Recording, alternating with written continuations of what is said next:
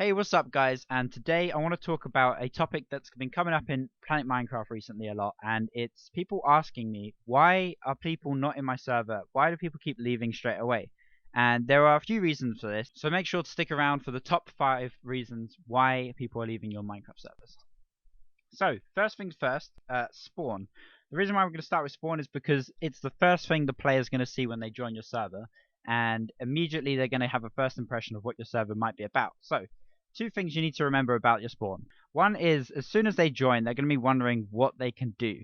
And if it's not clear to them, and if they can't find out really quickly what exactly your server's about, they're going to get really bored, and they're going to start asking questions, and if nobody answers them, they're just going to leave, which is obviously what we're trying to fix here. You'll see in the video that I found a server that had a 26-page tutorial about how to play the server and what it was about, and honestly, not many people are going to read 26 pages on Minecraft, especially if they don't even know what your server is, because they don't even know if they want to devote time to your server yet, and what you're doing is bombarding them with this text. Nobody really wants to read that.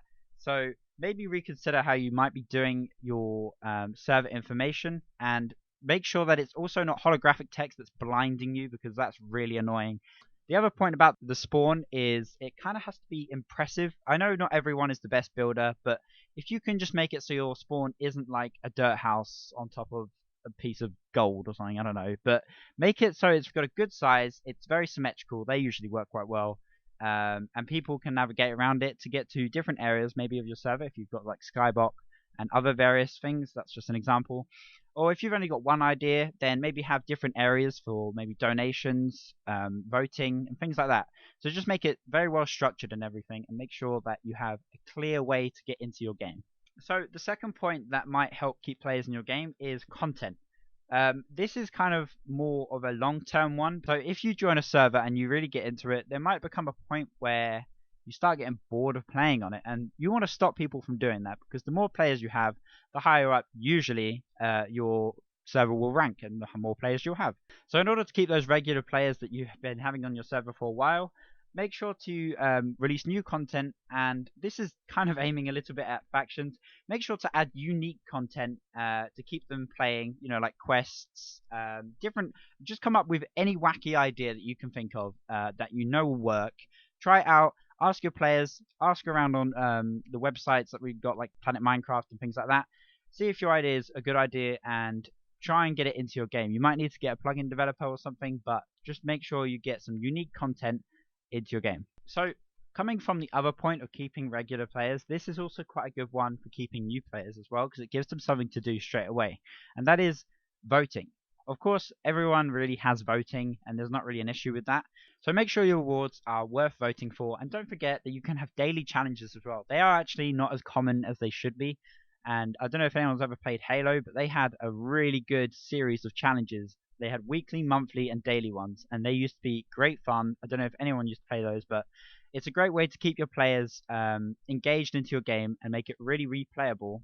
And don't forget, you can also have competition between players. And what I mean by competition is MCMMO does this really well. If you're doing jobs such as digging and mining, you raise your level, and then there's a leaderboards to see how high everyone is. And some people get a real good kick. Nobody gets a kick from being on a leaderboard. Some people just want to always aim for the highest spot on the leaderboard, and that is something that will make your players grind out on your game, and obviously that is what you want. Now, this one comes as a no-brainer, but you're going to need some good staff.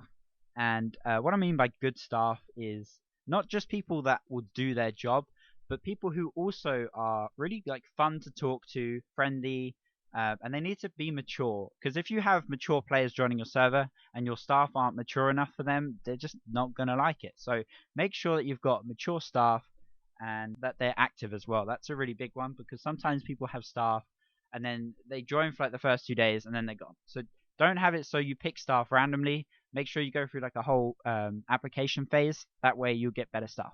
So finally, the last point that we're going to talk about is being active. If you're the owner of a server, the best way for you to engage with your players is by being active and actually talking to them. Now, I know this one sounds really obvious, but a lot of the time I do see that people kind of just sit there and they're AFK. That doesn't really count as being active. What I mean is, as soon as somebody joins, you can say hi and stuff, but Also, make sure you don't suffocate that player because they're not going to be wanting to. They're not going to want to have you just bombarding them with hello messages. Oh, you can do this, you can do that. Because, like, for example, once I went into a server, and the first thing he said, before even explaining his server or anything, which I didn't even want him to be honest. But the first thing he said to me was, "Oh my God, download this because if you do, you get emojis." And I'm like, "Well, I don't really give a shit." But either way, make sure you're active and talking to your players, but not too much. Anyway guys, if you've enjoyed this video and found it useful, make sure to leave a like, and if you'd like to see some more, hit the subscribe button. I've been doing other videos like reviews, and the other day I did a video about why Minecraft servers suck, which was quite interesting. It was mainly about factions and Skyblock. So if you want to go have a look at that topic over there, then click on the video that will be coming up on your screen.